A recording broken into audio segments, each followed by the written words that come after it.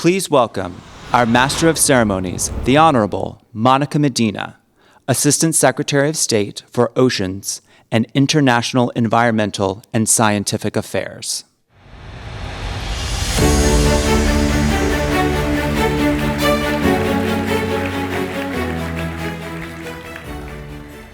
Wow, this is incredible. This is our moment. This is the year the ocean becomes part of the solution to the climate crisis. This is the year we begin to end the scourge of plastic pollution in our ocean. This is the year we confront illegal fishing and the harm it causes people and the ocean. This is the year we put the world on a path to protect at least 30% of the ocean by 2030, including the high seas, the Arctic, and the Antarctic. This is the year we reverse the decline in the health of the ocean. As President Whipps and Special Envoy Kerry have said, the time is now, the place is Palau. Your Excellencies, distinguished guests, ladies and gentlemen, good morning and welcome to Day 2 of the Our Ocean Conference. My name is Monica Medina, and I am the Assistant Secretary of State for Oceans, Environment, and Science. It is my honor to be your MC today. As we gather in Palau, we stand at a crossroads. One path leads to more of the same, an ocean that is getting warmer, more acidic, and less productive. A world of more extreme weather and rising seas. A natural world burdened with more pollution and less biodiversity. A world in which there is truly no place in the ocean that is protected from illegal activity. The other path leads to a new relationship with nature, a path that reverses the decline in the health of the ocean, a path that restores nature to the species with whom we share this planet, a path in which people who harm the ocean or its resources are found and brought to justice, a world where we live sustainably with nature. We are here in Palau to choose this new path. Yesterday, we heard about solutions the ocean offers to confront the climate crisis. We heard about innovations to the ever-challenging goal of sustainable fisheries. And we heard about ways to promote a blue economy that is good for communities and people and the ocean. We also learned about the important role indigenous knowledge and leadership has played, is playing, and must continue to play in the sustainable management of the ocean. Today, we will continue our journey and learn more from the speakers on marine protected areas, marine pollution, and maritime security, and even more. And to get us started, we will hear from someone who, as President of the United States, safeguarded more of the ocean than any other president and increased protection of waters around the US by 4-fold. And that's when his administration wasn't rebuilding fisheries, clamping down on illegal fishing, and creating national policies to protect the ocean. Ladies and gentlemen, I give you a true ocean champion, a native son of Hawaii and our first US Pacific Islands president, former President of the United States, Barack Obama.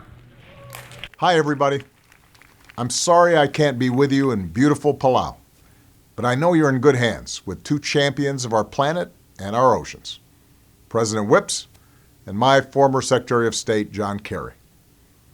I'm especially glad that this year's Ocean Conference is being held in a Pacific Island nation for the first time. Growing up in Hawaii and Indonesia, I learned to appreciate the bond between island people and the ocean. For many, it's the source of their livelihoods, their culture, their reason for being. And all of us benefit from the ocean no matter where we live. The ocean feeds us, protects us, regulates our climate, and anchors everything from tourism to trade. Now, all of that is at risk.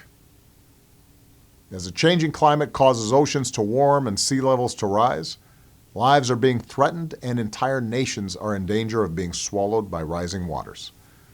On Palau, you're already experiencing hotter days and the loss of coral reefs, and are expected to face stronger storms and increased flooding.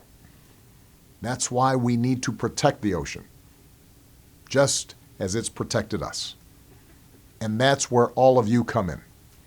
As president, I was proud to designate what was then the largest marine conservation area on the planet in the Pacific. And I worked with leaders from around the world, including many of you at this conference, to make protecting our oceans a priority. Now I need you to go even further.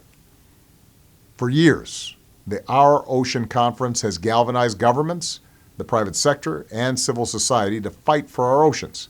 And the commitments you make here today, in the next several days, from cracking down on illegal fishing to getting plastic pollution out of our waters, can have a real impact. So my challenge to all of you is to act boldly. Act like our children and grandchildren's future is at stake. Because it is. Thank you, and have a wonderful conference.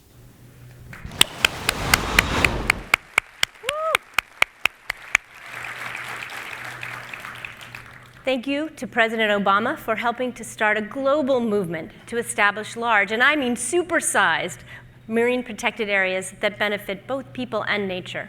His leadership has led to a global movement to protect at least 30% of land and ocean by 2030. Two themes that run through this year's Our Ocean Conference are the critical role the ocean plays as a part of the solution to the climate crisis, as well as the importance of ocean or island communities on the front lines of climate change and forging the innovative solutions we need. Let's hear now from two leading global voices for the ocean, beginning with Patricia Espinosa, the Executive Secretary of the United Nations Framework Convention on Climate Change. Under Ms. Espinosa's leadership, the ocean is increasingly seen as a source of the solutions to the climate crisis. Thanks to her leadership, every COP is a blue COP. Please help me welcome Patricia Espinosa.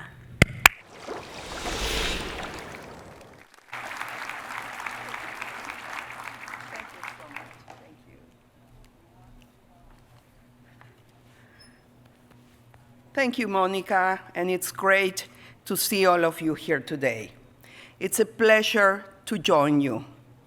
Like so many of us, I have traveled far to get to this beautiful location and the warm welcome our gracious hosts have extended to us. The majority of us here are mainlanders. We understand the importance of the ocean, but we are not of the ocean, like those who call Palau and this region home. Here, the health of the ocean, and by extension, the climate, is not a theoretical concept. It is a matter of life, of legacy, of memory, of prosperity, of generational inheritance, and so much more. Mainlanders often refer to small island states and low-lying regions as being on the front lines of climate change. On one level, this is true. The low-lying coastal zone is currently home to around 680 million people and is expected to reach more than 1 billion people by 2050. Often missed, however, is the deeper message that the protection of the ocean is relevant and directly tied to all people on this planet. So is addressing climate change. And despite all the scientific and personal evidence of climate change, many still think of climate change as some distant challenge. Keeping with this metaphor, it's how humanity has long thought about the ocean as well, that it was so big, so distant, that it couldn't possibly be impacted by our pollution, our chemical poisons, our negligence. Climate change is our existential emergency, far outweighing any immediate crisis we face. It is borderless and connects us all, regardless of geography. That's why we are here. Ladies and gentlemen, the 6 thematic areas this conference addresses reflect this interdependency and geographic connection. And each are key to not only repairing our oceans, but directly tied to a more sustainable future. Today, I will focus on one of those areas in particular, confronting the ocean climate crisis and finding ocean solutions to climate change as it directly impacts the work of the United Nations Climate Change Secretariat. We recognize that the ocean is an enormous carbon sink and absorbs more than 90% of the heat generated by climate change. But this nature-based solution is not limitless, as we clearly see in the increasing acidification of oceans and bleaching of coral reefs. To repair the ocean that ultimately impact and are impacted by our climate, we must now follow the science, which is clearly spelled out in the IPCC's recent report on the ocean and cryosphere in a changing climate. As the IPCC tells us, we're currently on track for a 3.2-degree rise in global temperature by the end of the century. We need urgently a course correction. In addition to acting as a carbon sink, the ocean offers enormous potential for other mitigation and adaptation solutions as well. For example, protecting and restoring ocean habitats, such as seagrasses and mangroves, along with their associated food webs, can sequester carbon dioxide from the atmosphere at rates up to 4 times higher than terrestrial forests can. And this work can happen immediately. In fact, nature-based solutions as a whole offer significant potential to help limit global warming, with the possibility of providing around 20% of the emissions reductions needed by 2050.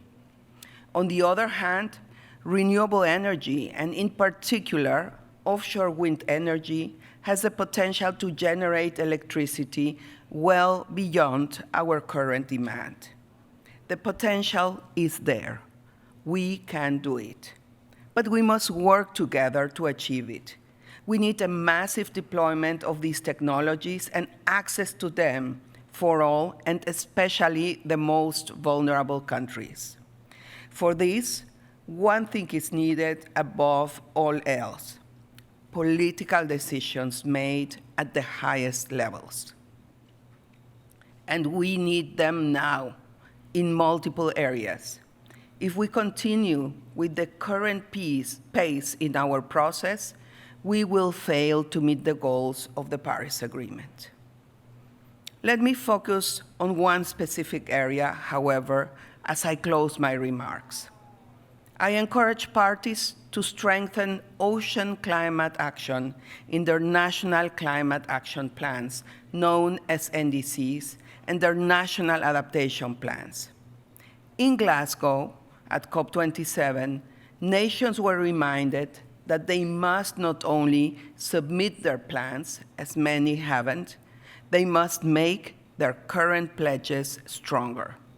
And these stronger plans need to be communicated as soon as possible to the UNFCCC so that in less than 7 months, when the conference in Sharm el-Sheikh takes place, we can demonstrate to the world that progress is being made and that the 1.5 goal is still within reach.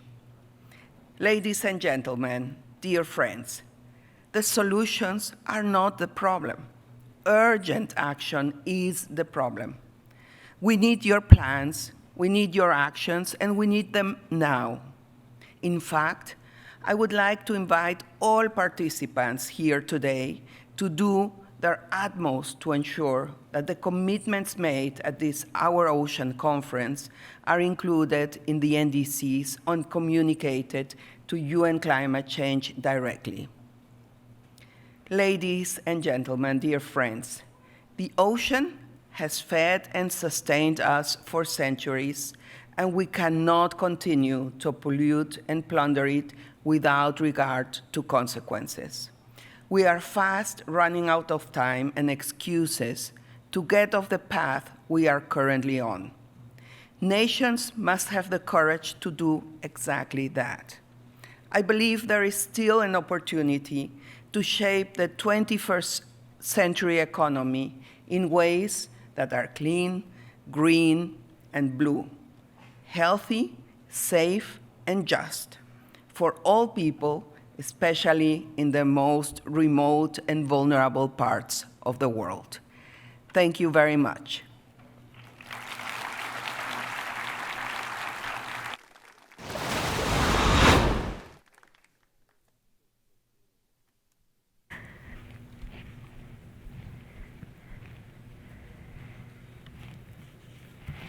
Thank you, Patricia. We all look forward to keeping future COPs blue. Our next speaker has been passionate about the ocean since the 4th grade when she read Shark Lady, Diary of Eugenie Clark. Originally from the Northern Mariana Islands, Kalani Reyes is a passionate environmental and Chamorro culture advocate while she pursues her degree in coral reef microbiology. And in her free time, she produces the podcast Deep Pacific for the people of Oceania. Please help me welcome Ms. Kalani Reyes. Woo!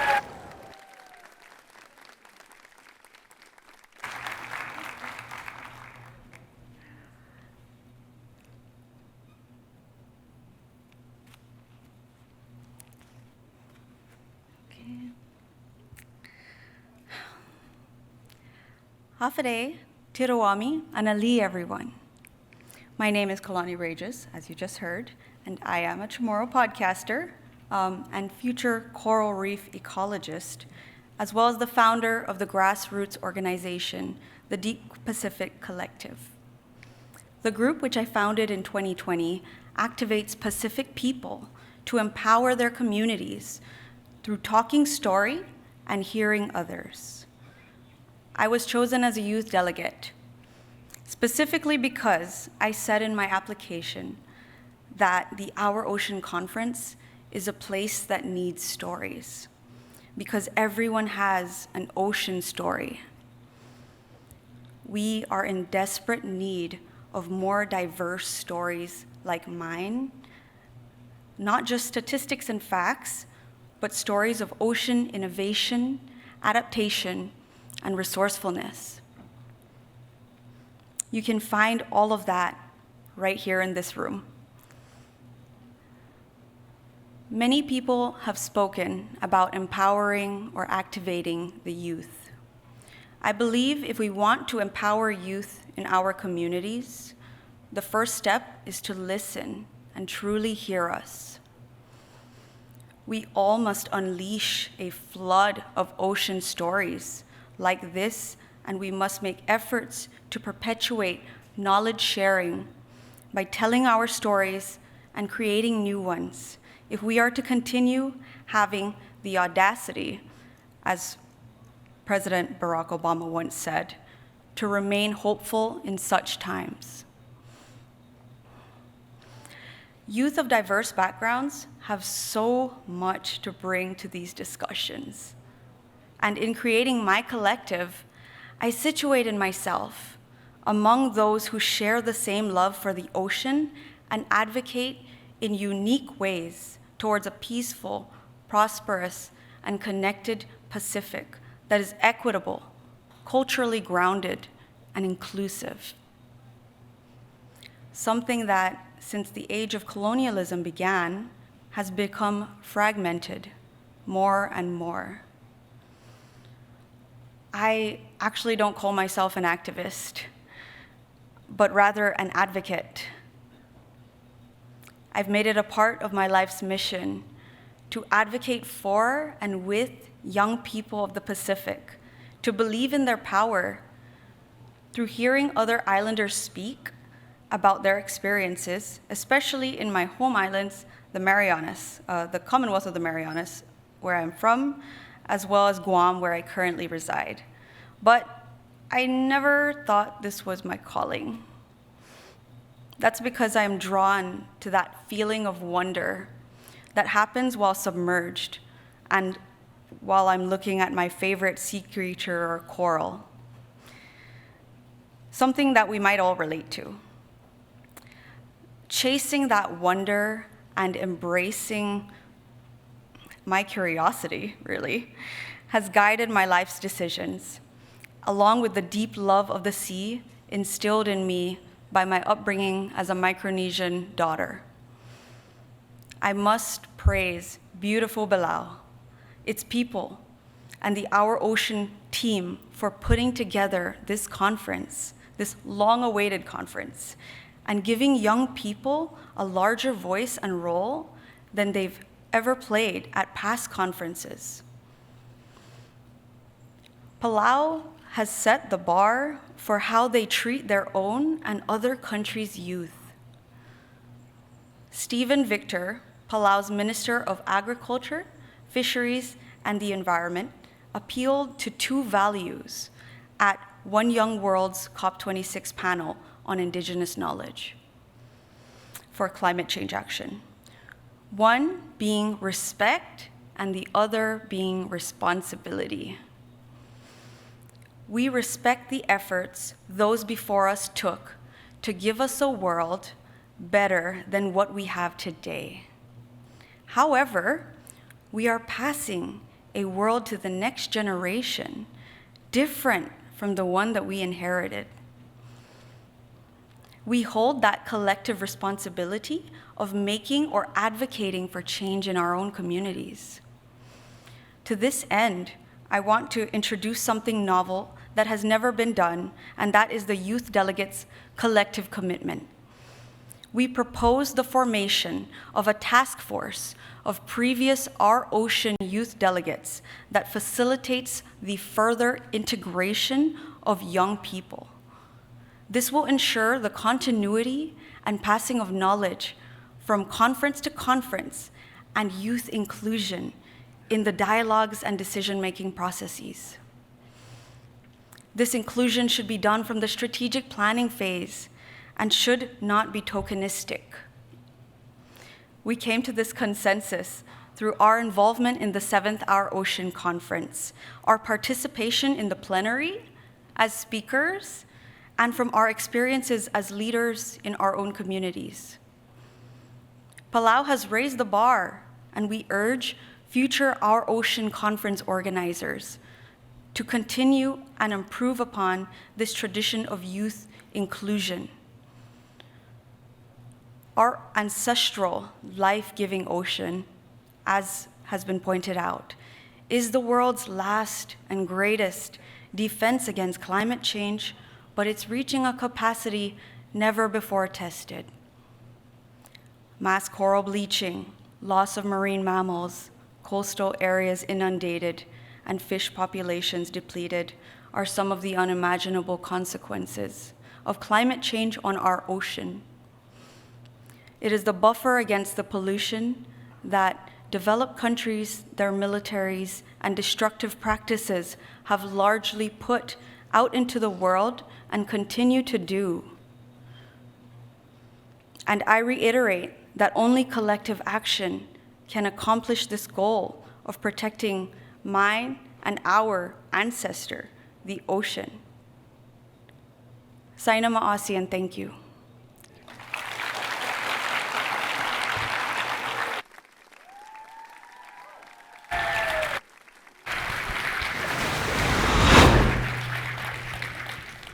What amazing women leaders we have in the ocean community. I want to recognize the two today and the ones yesterday and the ones to come later.